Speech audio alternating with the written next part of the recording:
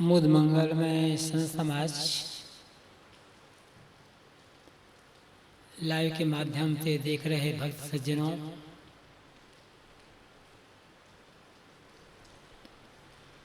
आज पूरी दुनिया में जहाँ भी कबीर साहब के अनुयायी हैं, अपने अपने ढंग से सदगुरु कबीर को याद कर रहे हैं। याद तो रोज करते हैं, लेकिन आज का दिन विशेष महत्व का दिन इसलिए है कि आज के दिन ही सदगुरु कबीर का प्रादुर्भाव माना जाता है।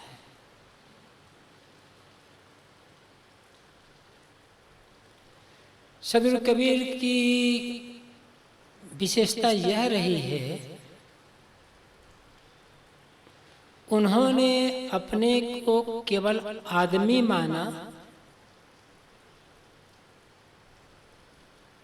आदमी बन करके वे जिए और आदमियों से ही पूरी जिंदगी बात करते रहे।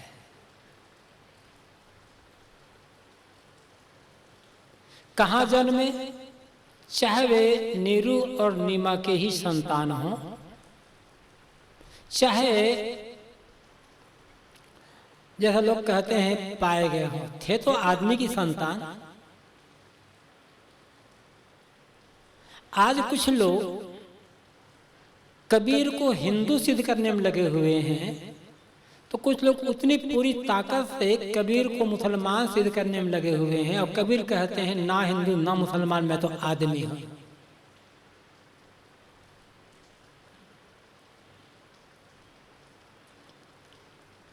कबीर साहब ने अपने को कहीं किसी का दूत, पैगंबर या अवतार नहीं माना।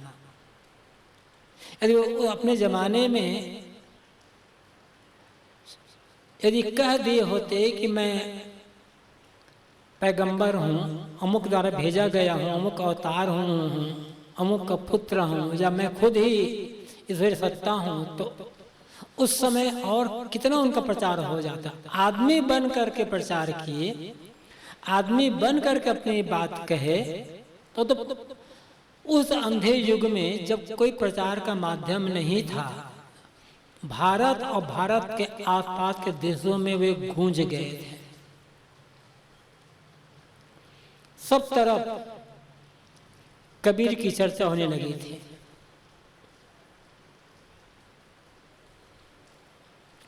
गुजरात के एक कवि ने लिखा है, गली गली कबीर की जाता, दर्शन करत न लोग अघाता। कबीर की यात्रा गली गली में हो रही है और उनके दर्शन करके लोग तृप्त नहीं हो पा रहे हैं। इतनी महिमा उनकी हो गई थी उस जमाने में, ये अवस्था में वो गूंज गए थे। क्यों? क्योंकि वे आदमी थे और आदमी से आदमियत की बात कह रहे थे। आप पूरी कबीर वाणी के केंद्र में देखें, यदि उनका व्यवहारिक पक्ष हम लेते हैं तो कबीर वाणी के केंद्र में है मनुष्य और मानवीय प्रेम। कबीर वाणी के केंद्र में केवल मनुष्य है, और मनुष्यता के रास्ते में जो भी रोड़े बन रहे थे, चाहे वो किसी वर्ग का हो, किसी वर्ण का हो, किसी मत मजहब संप्रदाय का हो, सबको उन्होंने आड़े हाथों लिया, किसी को क्षमा नहीं किया।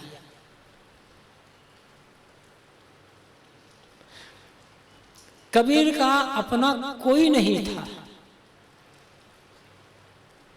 और जिनका अपना कोई नहीं होता, उनके लिए पूरी दुनिया अपनी हो जाती है। ये कबीर हैं जो ये कहते हैं कि मैं रोऊं यह जगत को। अन्य संतों ने भी अपने ढंग से बात कही है, लेकिन दुनिया के लिए रोने वाले अकेले कबीर दिखाई पड़ते हैं। अमुक वर्ग के लिए रोता हूं, अमुक जाति के लिए रोता हूं, अमुक संप्रदाय के लिए रोता हूं, ऐसा नहीं है। मैं रोऊं यह जगत को। पूरी दुनिया की चिंता उनको थी और दुनिया के हित के लिए ही वे काम कर रहे थे। और जैसा कि मैंने कहा कि आदमी से आदमी को जोड़ने में और आदमी को आदमी बनकर जीने में जो कुछ भी रोड़े आ रहा था, उन्होंने खूल करके खंडन किया। डरना वे जानते ही नहीं थे।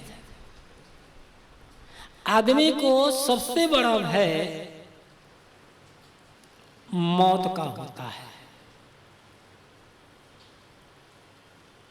और कबीर साहब कहते हैं, जेहि मरने से जग डरे मेरे मन में आनंद। इतना अखंड साहस उनको अपनी वाणी पर, अपने कर्म पर, अपनी साधना पर इतना अखंड अटूट आत्मविश्वास था कि वे मौत को भी लगता है कि अपने हथेली में लेकर के घूमते हैं। और इतना लंबा जीवन उन्हें मिला था, 120 साल का लंबा जीवन। उनके लंबे जीवन को देखकर, उनके कहने के ढंग को देखकर, जब पाखंड के नाम पर जो आक्रमण करते अपनी बात कहते, इतनी आक्रामकता से अपनी बात कहते हैं, तो ऐसा लगता है मानो कबीर के पास आने में मौत को भी डर लगता था कि बाबा खौफ नहीं जा रहे हैं मुझको।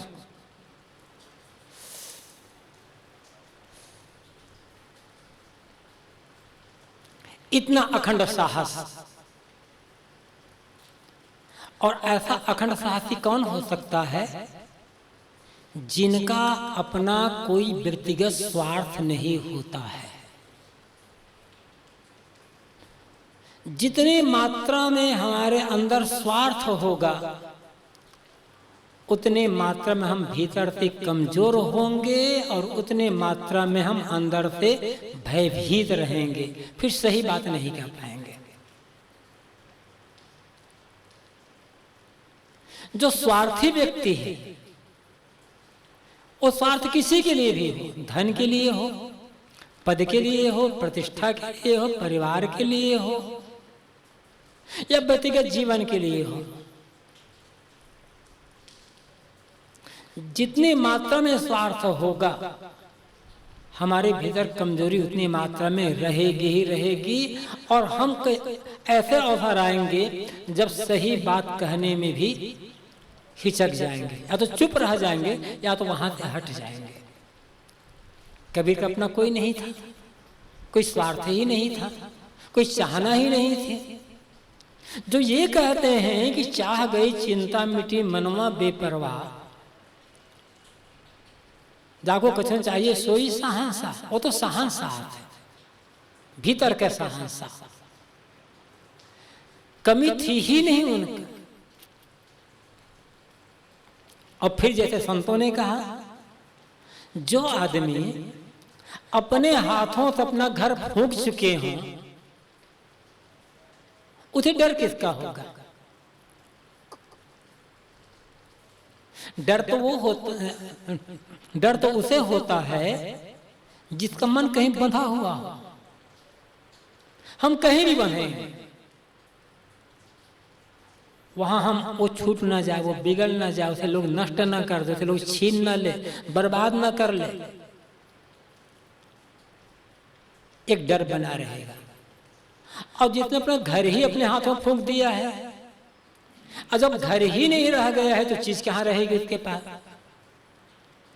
कुछ था ही नहीं, तो डर किस बात का? तो व्यवहारिकता क्षेत्र हम देखते हैं कि पूरी कबीर वाणी के केंद्र में है मनुष्य और मनुष्यता के प्रति प्रेम। मनुष्य से मनुष्य को जोड़ने की एक तीव्र आकांक्षा, एक प्रयास।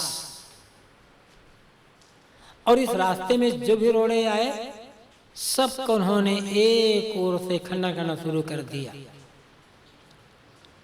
उनका खंडन के मूल में यही है मानवीय प्रेम, सत्य का उजागरण, सत्य का प्रगटीकरण। दूसरी तरफ अध्यात्म में हम आते हैं तो अध्यात्म में केंद्र में है उनका आत्मज्ञान, आत्मसंयम और आत्मस्थिति। मैं, उस मैं को वे राम कहते हैं, जीव कहते हैं, चेतन कहते हैं, उसी को हरि भी कह देते हैं। वो किसी शब्द से उनको घृणा नहीं थी। वे उदारता पूर्वक शब्दों को लेते हैं,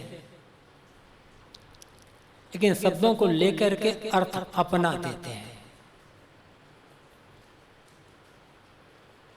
लेकिन आत्मज्ञान हमारा दृढ़ कब होगा, आत्मस्थिति होगी कब, और आत्म शांति का अनुभव कब करेंगे?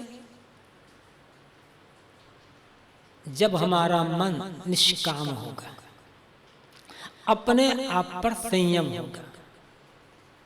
जैसा कि उनका एक छोटा सा वाक्य है, सभी जानते हैं, रहु सम्हारे राम विचारे।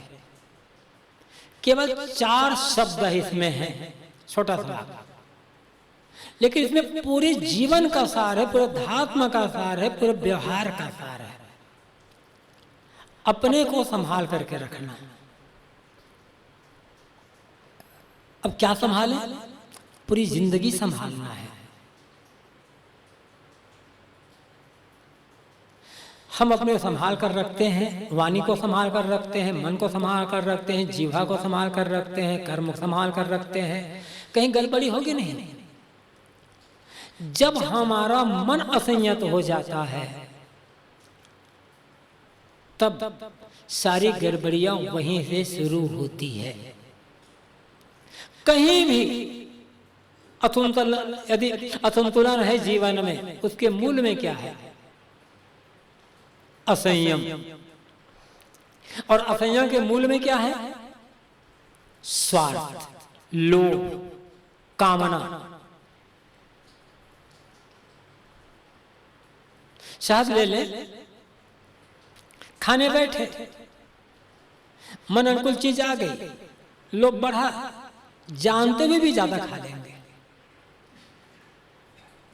किसी चीज के लिए हमारे मन में एक आसक्ति है, उस चीज को खाने से अनेक बार हमें तकलीफ हुई है और तकलीफ हम भोग चुके हैं। लेकिन जब खाने बैठे चीज आ जाएगी ना, वो तकलीफ फिर भूल जाएगी। चलो एक बार तकलीफ और भोग लेंगे, बस गया मामला काम। क्यों है? लोभ है। लोभ आदमी को हमेशा कमजोर बनाता है। पापे खाया पुण्य, सदगुरु कबीर ने कहा है ना। ये लोभ ऐसा पाप है जो सारे पुण्य कर्मों को खा जाता है। लोभी आदमी कौन तो कर्म नहीं कर सकता है। इस लोभ में सारी मानसिक कमजोरियों का समुच्चय है। और लोभी आदमी अपने को संभाल कर रख नहीं सकता। कहते हैं रहु संभारे, अपने को संभाल करके रखो।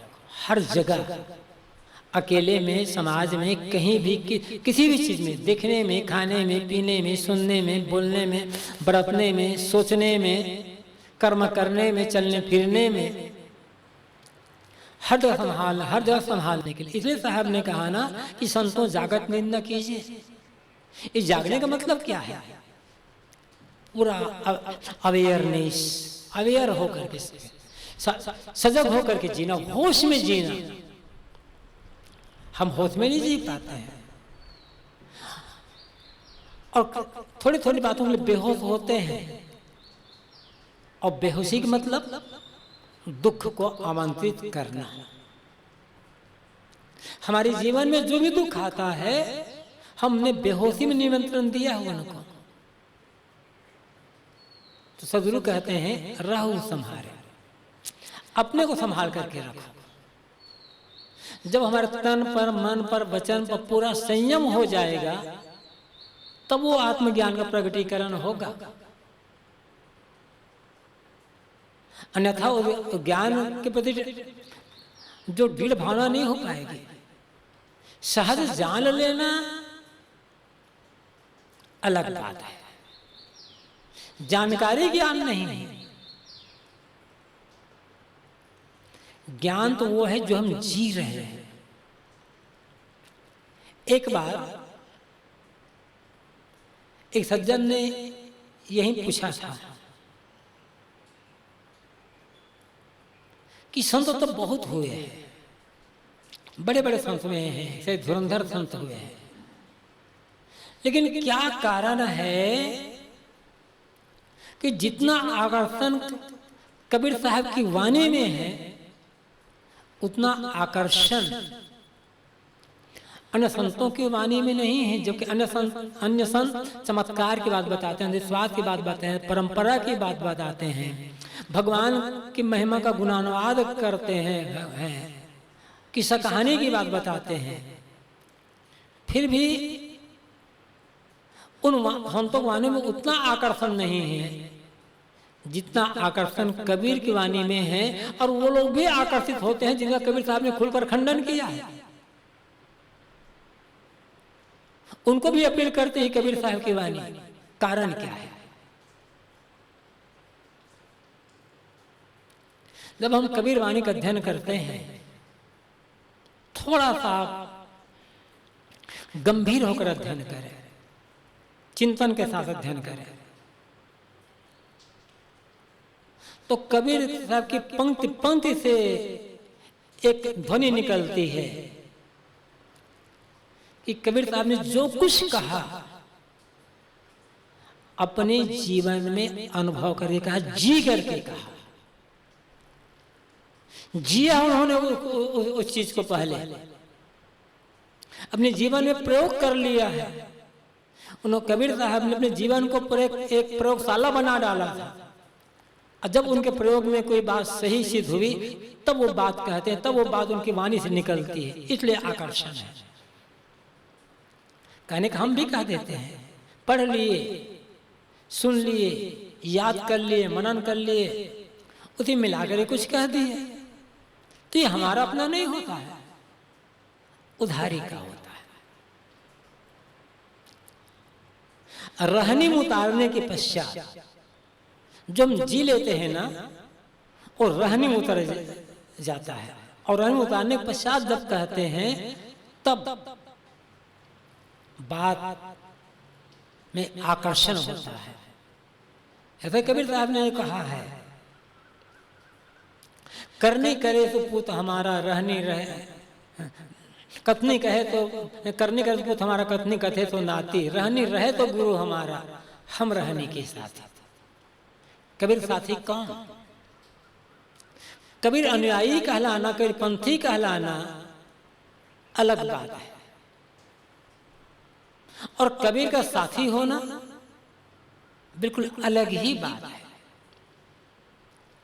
कबीर का साथी होने के लिए अमुक कपड़ा, अमुक वेश, अमुक आश्रम की कोई आवश्यकता नहीं है।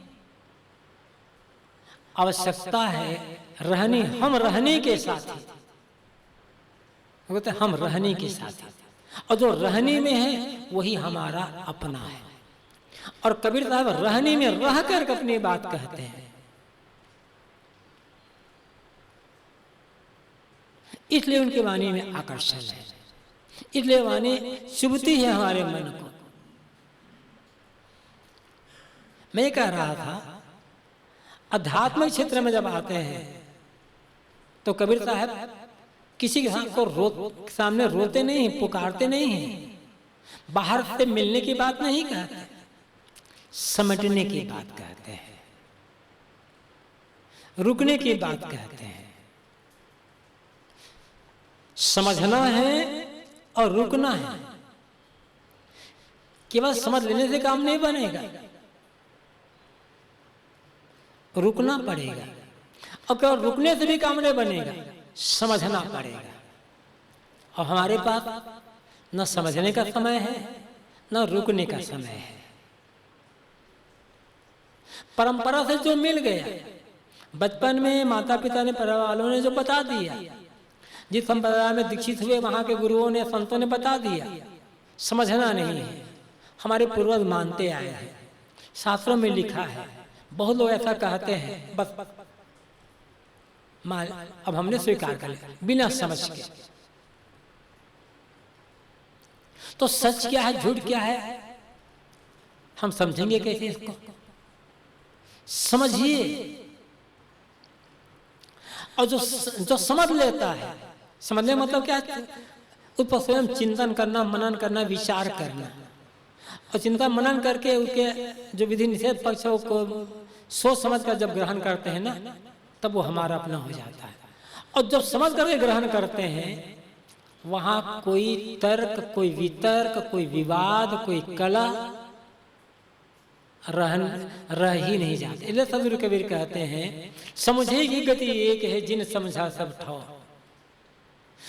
जितने समझदार हैं सबकी गति एक है, सबकी मानसिक जो स्थिति होती है वो एक जैसा होती है सबका, क्योंकि भीतर मुड़ गए होते हैं।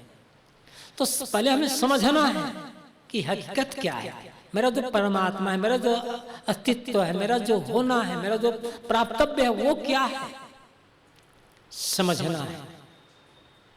और समझ करके फिर रुकना है। रुकने का मतलब क्या है? आलसी बन करके बैठना नहीं। आलसी बनकर बैठने का मतलब, जो आदमी आलसी बन करके बैठ जाता है, जो सेवा कतराता है, साधना कतराता है, वो कबीरपंथी कहला सकता है, कबीर अनुयायी नहीं हो सकता। कबीर साहब क्या कहते हैं, जो लोग का डोले पहुंचा ले तो लो आस न कीजिए। जब तक तुम्हारे हाथ पैर चल रहे हैं तब तक तुम दूसरे का आशा मत करना। करो बहिना वाला अपनी छाण बिरानी आस। तो रुकने का मतलब हाथ पैर बटोर कर बैठना नहीं है। रुकने का मतलब है मन का रुक जाना, मन का अंतर्मुख हो जाना, सारी कामनाओं की, इच्छाओं को, तृष्णाओं को छोड़ करके निष्काम, अनासक्त, निर्मोह हो जाना, ये रुकना है। तो समझ लिए तथ्य को, इधर मन रुक गया, बस जाना का है। चाहे उसे ये कहो मंदिर मिल गई कहो, आत्मस्थिति हो गई कहो, ईश्वर मिल गया कहो, या ब्रह्म निर्माण हो गया कहो, कुछ भी कहना कहो, उसको कह सकते हो। वो लक्ष्य बाहर नहीं है, हमारा अपना आपा है। इले साहब ने कहा, जो तू चाहे मुझको छाड़ सकल की आस, मुझे ऐसा हो रहो सब सुख तेरे। जैसा मैं निष्काम हो गया, तुम भी निष्काम हो जाओ, सब सुख मिल जाएगा। और आदमी की मांग क्या है? ऐसा सुख जो कभी छूटे ना, बिछड़े ना, नष्ट ना हो, और जिस सुख के पीछे कोई दुख या पीड़ा ना हो। वो सुख बाहर नहीं है, वो सुख है मन की निर्मलता का, मन के अंदर मुक्तता का, निष्कामता का और आत्मलीनता का। ऐसा कर लेना ही, या इस रास्ते में चलना ही कबीर साहब को याद करने का फल होता है। तो बिहार क्षेत्र में हम कह सकते हैं, कबीर साहब ने मनुष्य को मनुष्य से जोड़ने की सीख दी, क्योंकि वो मनुष्य थे, मनुष्य के घर पैदा हुए, मनुष्य के बच्चे थे, मनुष्य बनकर के जिए और जिंदगी भर आदमी को आदमी से जोड़ने के लिए प्रयत्न करते रहे। और अंत में इससे ऊपर उठ करके सब तरह से निष्काम, निष्प्रिय होकर के आत्मलीन हो गए। इसलिए उन्होंने कहा था कि कबीर जात पुकारिए चली चंदन की डार। और चंदन की डार क्या है? आत्मलीनता, आत्मसिद्धि। उसके लिए निष्कामता की आवश्यकता है। और अंत में हम कबीर साहब की जो साखी, कबीर साहब की जो वाणी है, सरल ढंग से कहना चाहें, जिसमें सेवा भी हो जाए और आत्मलीनता भी हो जाए, एक साखी पर्याप्त है जीने के लिए। जो तू आया जगत में तो ऐसा कर ले, कर साहेब की बंदगी, भूखे को कुछ दे। सेवा भी है, विनम्रता भी है और आत्मलीनता भी है। हमें कबीर साहब की वाणियों को पढ़ना है, समझना है, जीवन उतारना है। यही उनके प्रति भक्ति होगी, श्रद्धांजलि होगी। आज कबीर जयंती के उपलक्ष्य में सदगुरु कबीर के प्रति अपनी विनम्र श्रद्धांजलि अर्पित करते हुए और आपके प्रति आभार व्यक्त करते हुए अपनी वाणी को मैं यहीं पर विराम देता हूँ।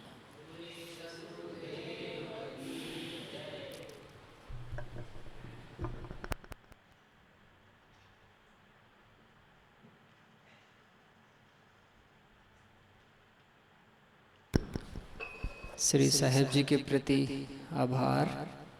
आपकी वाणी, आपके वचन हमें सुनने को मिले। एक भजन रखने के लिए निवेदन है, साथी श्री उमेंद्र जी से आप आएं और एक भजन रखें।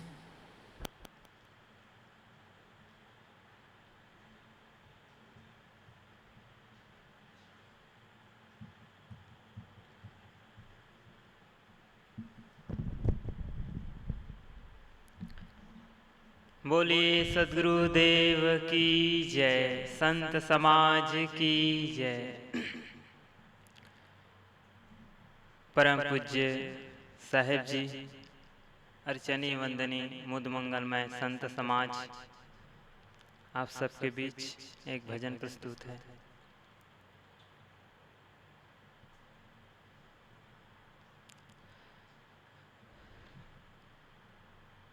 मोको कहाँ ढूंढे रे बंदे, मैं तो तेरे पास में। मोको कहाँ ढूंढे रे बंदे, मैं तो तेरे पास में। ना तीरथ में ना मूरत में, ना एकांत निवास में। ना तीरथ में ना मूरत में, ना एकांत निवास में। ना मंदिर में ना मस्जिद में, ना काशी कैलाश में। मोको कहाँ ढूंढे रे बंदे, मैं तो तेरे पास में। मोको कहाँ ढूंढे बंदे, मैं तो तेरे पास में।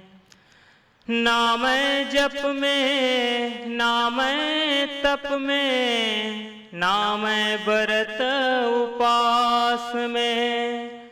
ना मैं जप में ना मैं तप में, ना मैं व्रत उपास में। ना मैं क्रिया कर्म में रहता, नहीं योग संन्यास में। मोको कहाँ ढूंढे बंदे, मैं तो तेरे पास में। मोको कहाँ ढूंढे बंदे, मैं तो तेरे पास में। नहीं प्राण में नहीं पिंड में, ना ब्रह्मांड आकाश में। नहीं प्राण में नहीं पिंड में, ना ब्रह्मांड आकाश में। ना मैं भृकुटी भंवर गुफा में, ना मैं भृकुटी भंवर गुफा में।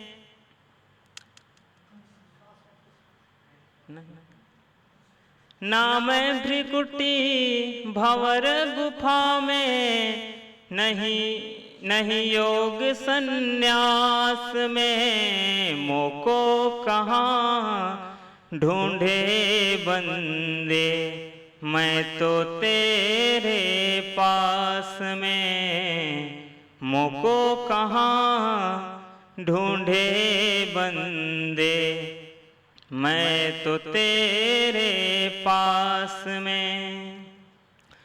खोजी होवे तुरत मिल जाऊं, एक पल की ही तलाश में। खोजी होवे तुरत मिल जाऊं, एक पल ही की तलाश में। खोजी होवे तुरत मिल जाऊं, एक पल ही की तलाश में। कहत कबीर सुनो भाई साधो, सब श्वासों की श्वास में। मोको कहाँ ढूंढे बंदे, मैं तो तेरे पास में। मोको कहाँ ढूंढे बंदे, मैं तो तेरे पास में। बोलिए सद्गुरु देव की जय, संत समाज की जय। कबीर जयंती का यह एक छोटा सा प्रोग्राम श्री उमेंद्र साहब के गाए हुए भजन के साथ पूरा होता है। आप सभी के प्रति कृतज्ञता ज्ञापित करते हुए, आभार ज्ञापित करते हुए आज का कार्यक्रम यहीं पर पूरा किया जाता है। बोलिए सद्गुरुदेव की जय।